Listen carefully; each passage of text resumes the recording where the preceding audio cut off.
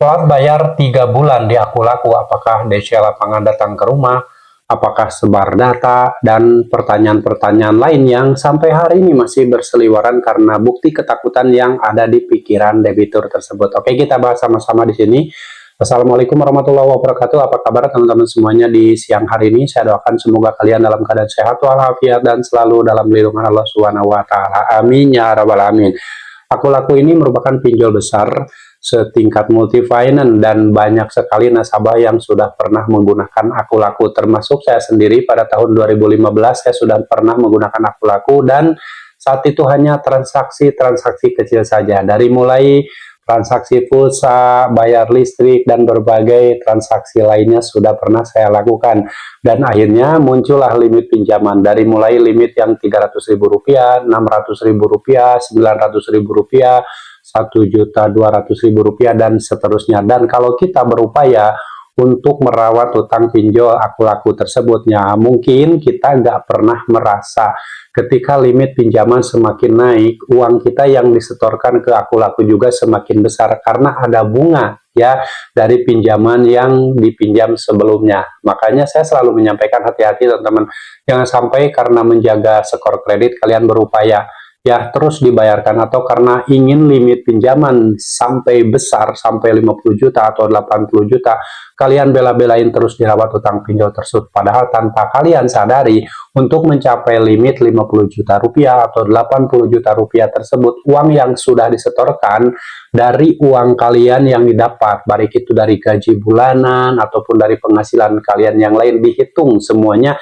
itu lebih dari 50 juta rupiah. Kalau misalkan kalian terus ngejar limit pinjaman karena alasan takut butuh lagi suatu saat nanti, ya tunggu waktunya saja, kalian akan merasakan hal yang mungkin tanpa kalian duga sebelumnya. Seperti ketika kalian berupaya untuk merawat utang di Aku Laku juga seperti itu endingnya, kalian pasti akan menemukan situasi mentok, tidak mampu lagi untuk membayar utang di pinjaman online Aku Laku. Nah, yang jadi pertanyaan yang masih sampai saat ini berseliwerannya, apakah ketika telat bayar di atas 3 bulan, DC Lapangan datang ke rumah? Apakah sebar data? Apakah akan terjadi proses hukum dan lain-lain? Nah, ini teman-teman sebuah pertanyaan yang sebenarnya timbul dari isi pikiran debitur itu sendiri karena membayangkan sesuatu yang belum tentu terjadi.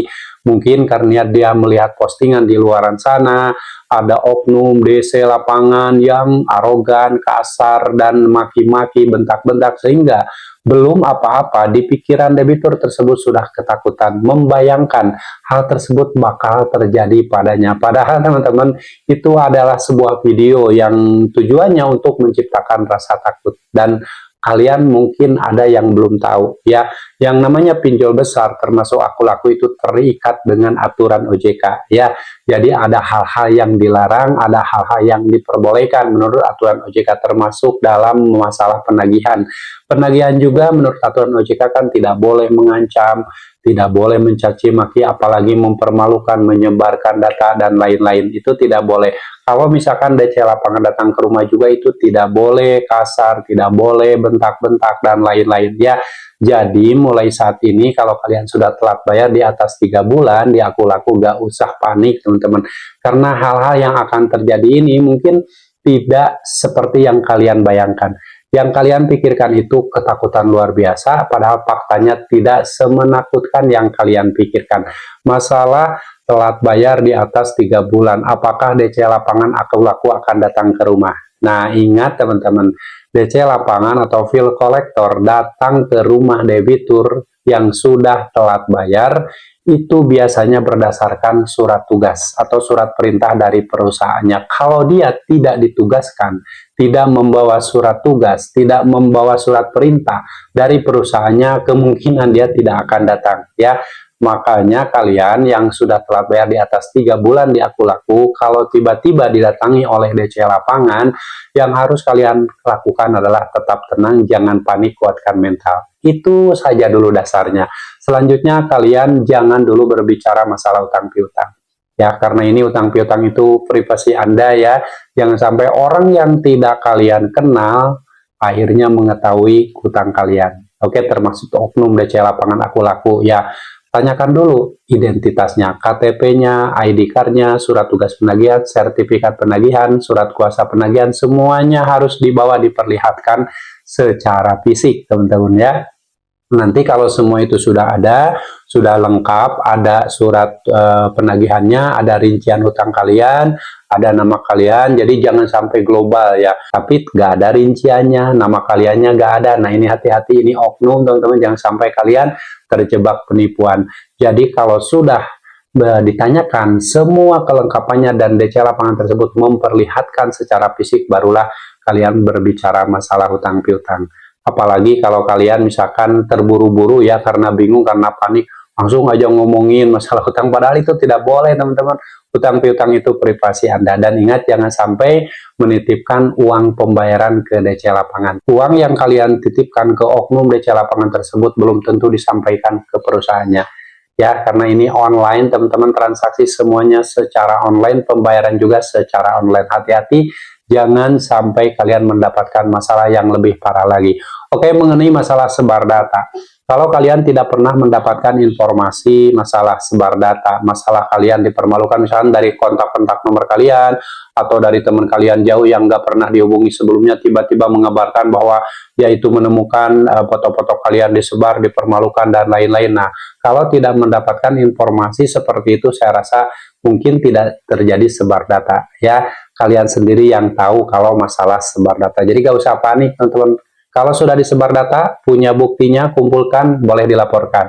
Atau kalian misalkan mau ngambil keputusan sendiri, boleh hentikan pembayaran ya, untuk memberikan efek jerah pada oknum DC lapangan tersebut. Dan kalian kalau misalkan betul-betul paham kalau terjadi sebar data ya, itu ada yang sampai menyampaikan sebar data sama dengan lunas. Kenapa?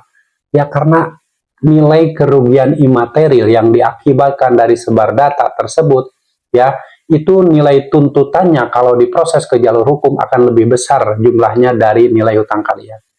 Jadi gak usah takut, kumpulkan buktinya, simpan baik-baik, jangan sampai hilang. Oke, lalu kalau misalkan DC lapangan atau DC pinjol datang ke kantor ya, kalau tujuannya untuk mengkonfirmasi keberadaan debitur, memastikan bahwa kalian itu benar kerja di kantor tersebut, ya gak masalah. Tapi kalau DC lapangan datang ke kantor, bentak-bentak, maki-maki, menagih hutang gitu kan, itu tidak diperbolehkan. Karena DC lapangan datang ke kantor atau menagih ke kantor itu harus ada persetujuan dari debitur ya, itu menurut aturannya. Kalau tidak ada persetujuan dari debitur, DC lapangan tidak boleh menagih ke kantor. Apalagi ke orang kantor, maki-maki, bentak-bentak, nagih hutang dan lain, itu tidak boleh teman-teman. Jadi pahami dulu aturan OJK yang boleh dan tidak boleh. Lalu yang jadi pertanyaan, apakah ketika sudah telat bayar 3 bulan di Aku Laku, apakah benar akan diproses ke jalur hukum, akan dipenjara, akan didatangi DC lapangan bersama polisi, bersama tim legal, bersama kuasa hukum, bersama RT RW? Nah, ini masih jadi pertanyaan teman-teman ya. DC lapangan datang ke rumah itu kan berdasarkan surat perintah dari perusahaannya ya. Mau dia bilang mau datang bersama kuasa hukum, bersama RT, itu hak mereka ya, hak mereka. Dia mau menyampaikan datang bersama polisi, itu hak mereka. Yang penting kalian jangan langsung percaya ya, jangan langsung mempercayai apa yang disampaikan oleh oknum DC pinjol tersebut ya. Jadi pahami dulu ya, kalau memang ternyata kalian ya diproses ke jalur hukum, mungkin ya, mungkin itu jatuhnya ke perdata. Kenapa? Ketika kalian berutang di pinjol, saya yakin saat jatuh tempo sudah kalian bayarkan. Pinjam lagi, jatuh tempo berikutnya kalian bayarkan. Karena sudah dirawat utang pinjol tersebut, akhirnya kalian menemukan situasi mentok tidak mampu bayar. Ya, dari awalnya sudah ada iktikad baik, ada riwayat pembayaran yang baik. Jadi kalau misalkan ternyata diproses ke jalur hukum, itu masuknya ranah perdata. Utang piutang ranahnya perdata, seperti isi pasal 19 ayat 2 Undang-Undang tentang Hak Asasi Manusia pasal 39 tahun 1999, bahwa tidak ada seorang pun dapat dipidana penjara atau kurungan berdasarkan putusan pengadilan karena ketidakmampuannya dalam menyelesaikan utang piutang. Ya, jadi ini pahami juga ya teman-teman, jangan sampai ketika kalian dikirim chat yang isinya bahwa DC lapangan akan datang bersama kuasa hukum memproses kalian ke jalur hukum, jangan gak usah panik. pahami aturannya teman-teman. Dan kalau ternyata diproses ke jalur hukum perdata sampai di sidang pengadilan, kalian gak usah takut, kumpulkan buktinya. Selama kalian diteror, dimaki-maki, apalagi sampai terjadi sebar data, kumpulkan ya. Dan nanti di proses pengadilan perdata, si oknum atau si DC pinjol ataupun si perusahaan pinjol akan kesulitan membuktikan fakta-fakta di persidangan, karena perjanjian utang piutang di awal itu ditandatangani secara elektronik, bukan tanda tangan basah di atas materai. Kalau kalian ketika pinjam uang di Aku Laku, tanda tangannya tanda tangan basah di atas materai, itu mempunyai kekuatan hukum yang lebih kuat ya.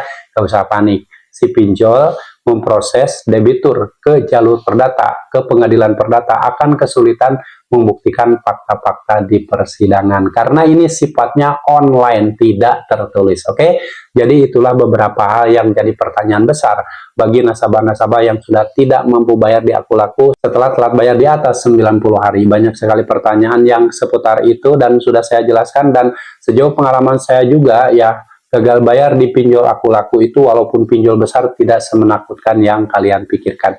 Yang bikin kalian takut itu karena terlalu percaya dengan postingan di luaran sana yang menakut-nakuti, terlalu percaya dengan kalimat-kalimat template yang dikirimkan oleh oknum DC yang sengaja untuk menciptakan rasa takut dari kejauhan.